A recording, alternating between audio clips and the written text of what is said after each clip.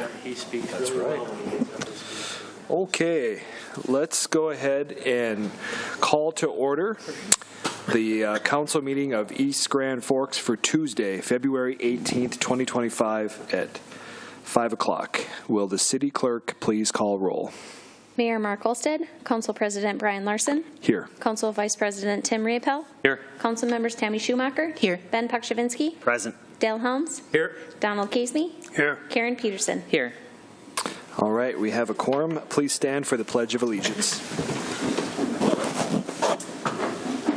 I pledge allegiance to the flag of the United States of America and to the republic for which it stands, one nation, under God, indivisible, with liberty and justice for all.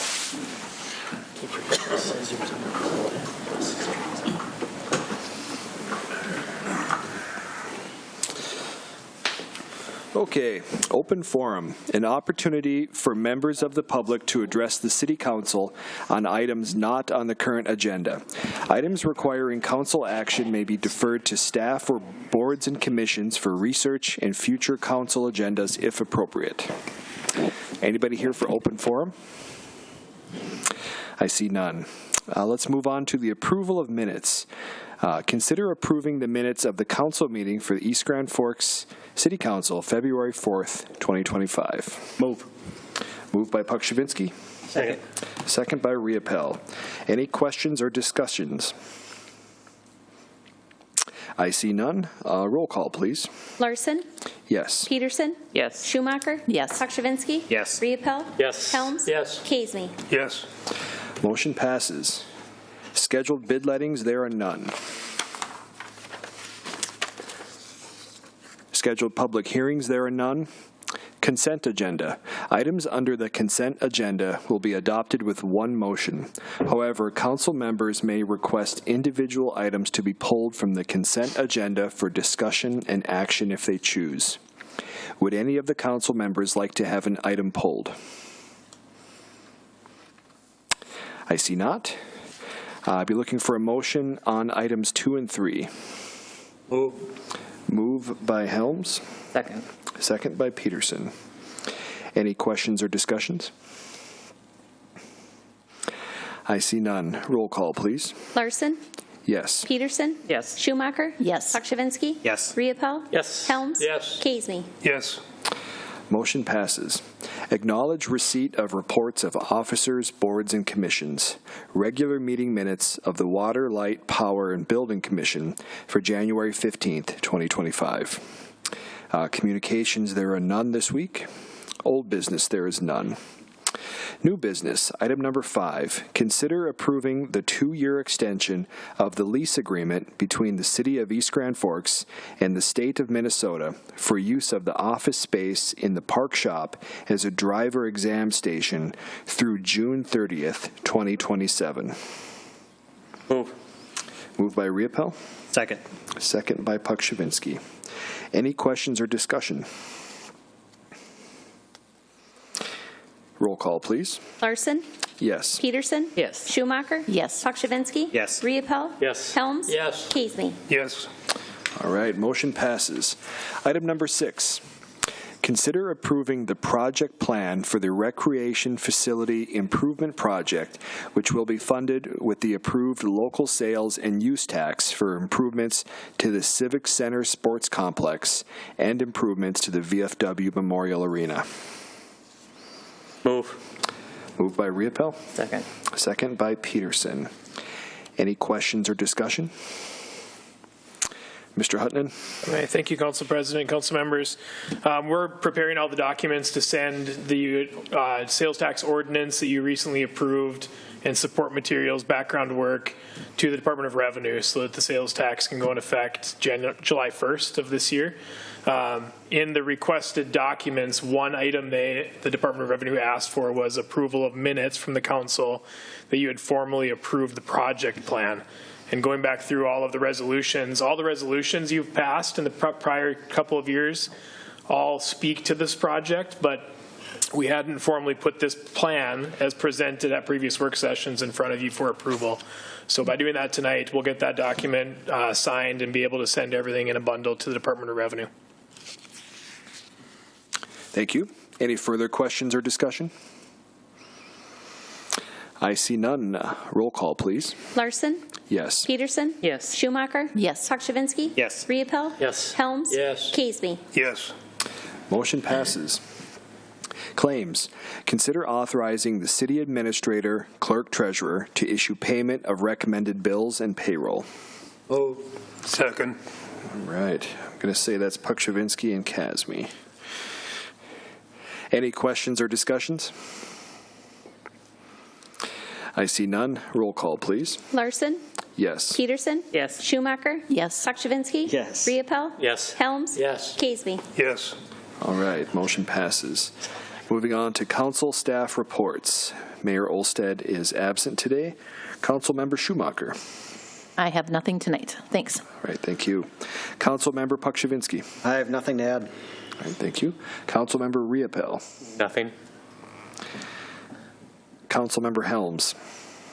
Yeah, last Wednesday we were down at the Coalition of Greater Minnesota Cities, and we talked with a lot of the senators and representatives. That was my first time going. It was quite an experience. I learned a few things, but I have to say that I didn't come back real hopeful on a lot of stuff because the state pretty much is, I think, a mess. I'll put it that way.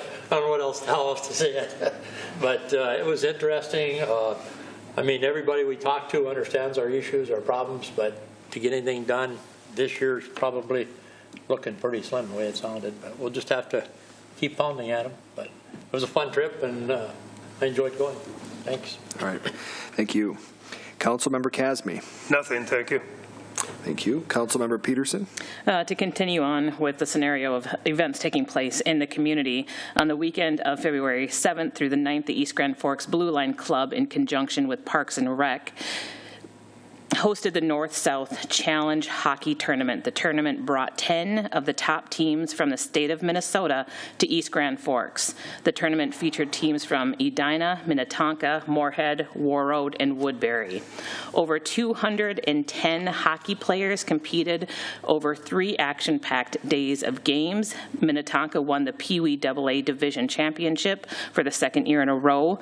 Moorhead won the inaugural Bantam AA Division Championship. The East Grand Forks teams performed great. The Pee Wee AA team placed third in their division. The Bantam AA VFW team placed fourth. The Squirt division was played in a jamboree-style format, and the East Grand Forks A team won 3 out of the 4 games they played against 2 Edina teams and Woodbury. Youth Hockey Hub sent a photographer to cover our event. In addition, our event was mentioned on the Midco broadcast of the UND game as Zach Parisi, Keith Ballard, and Devin Dubnik, all former NHL players, coached one of the Edina Squirt teams. During the event, we were excited to have Zach, Keith, and Devin share their hockey experience with the East Grand Forks Squirt and Bantam teams. The Blue Line Club would like to thank the community for their support of the event, and we look forward to continuing to host the North-South Challenge in the future. All right. Thank you very much. I would just kind of echo Dale's sentiment there. It was a nice trip down to St. Paul last week. A lot of walking. Very, very busy day. And I just want to extend my thanks to Reed, Maggie, and Councilmember Helms here for all your hard work and showing all the good stuff that's happening here in East Grand Forks. And also thank Senator Johnson and Representative Gander for their time and support. Mr. Hutton? Yeah, staying on that same thing, I thought I'd try to summarize a little bit some of the meetings we had and some of the work we did. To start, thank you to the council members and Mayor Olsted that joined, as well as Maggie. Again, I would agree with that sentiment. It was a really a good, valuable trip for us to make down there. We had an opportunity to meet with 10 different legislators over about a 5.5-hour period.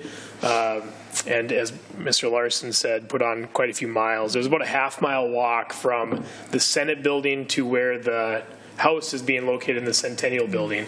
And we got to know that on probably 3 or 4 round trips through the course of the day. So we put on a few steps.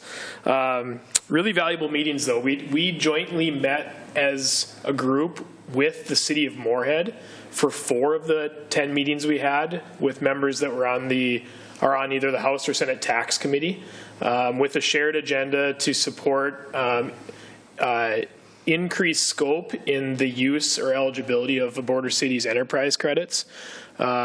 Moorhead uses them a little differently than we do. There's 5 cities along the North Dakota-Minnesota border that are statutorily authorized for this border cities tax credit. And it was a kind of a twofold approach. One was requesting an additional appropriation in the upcoming budget to increase the amount of money that's leveraged for our 5 communities to share on a per capita basis. That was probably the second priority of the 2 we went into the meetings with, and was probably received second in line as well in light of the capital and the budget forecast that we're seeing and a potential deficit at a statewide level. An additional appropriation, while not unfair to ask, is probably a long shot this year. The other piece of that was added scope to what businesses may be eligible for border cities. Right now, it's largely focused to manufacturing and industrial type businesses. Specific to East Grand Forks, we asked that businesses that are more in health and human services, in hospitality or recreation experience type businesses, think the River Cinema, think the restaurants in our downtown area, businesses like that. If the scope of eligible use of border cities could be expanded to those, we could make those border city dollars go even further in helping our competitiveness with the business landscape in North Dakota. So that piece of it was received pretty favorably. Moorhead has taken the lead on introducing that bill, but we'll be right there along with them to support that with all the different potential hearings we could get at tax committees. So that was a big one that I think there is probably some positive traction to this year. We also had discussions with those same tax committee members about on our upcoming sales tax projects related to the recreation facility. If we could introduce a bill that would make the purchases for supplies and materials on those projects be exempt from sales tax. That is kind of a blanket coverage. Government entities typically are exempt from sales tax on purchases, but when it comes to large projects like that are contracted out through a contractor, they are not exempt. So a lot of times cities end up paying for sales tax on projects through the contractor, and by having a bill like this introduced, we would pay it upfront to the contractor, but then be able to be refunded all those sales taxes on the back end, and that would be a huge just to help make the dollar go a little further on those projects. So that another one was the one that I think there is some real traction to be able to have passed. And then the other items we talked about, LGA increases. That again, with the budget outlook, an increase to the appropriation for LGA is probably unlikely this year. But a win for us would be able to keep that formula as is and continue to at least stay steady in our LGA would be a good positive. And continuing to maybe build some ground so if and when the state gets back to a budget surplus, there will be good reason to consider an increase to that appropriation. And then lastly, the industrial park funding. We talked a lot about that, just continuing to provide funds through transportation funding or deed grant type opportunities to help us with our industrial park projects as we get ready for those. And again, that was, I think, reviewed pretty favorably in that that's a need on a statewide level as continued investment in roads and water infrastructure. So good trip all in all. I appreciate that everybody gave me the opportunity to go along, and it was good to be there. Thank you. All right, thank you. Mr. Emery? I don't have anything today unless anybody's got questions or. I see none. Anything from the department heads? Pretty quiet group out here. Okay. If there's nothing else, we would take a motion to adjourn the meeting. Second. Moved by Riopel, second by Casmi. All in favor say aye. Aye. Aye. I think that was actually Helms, if we want to correct the minutes there. My brain doesn't move as fast as my mouth, okay. Unfortunately. Don't matter, as long as we get it. Meeting adjourned.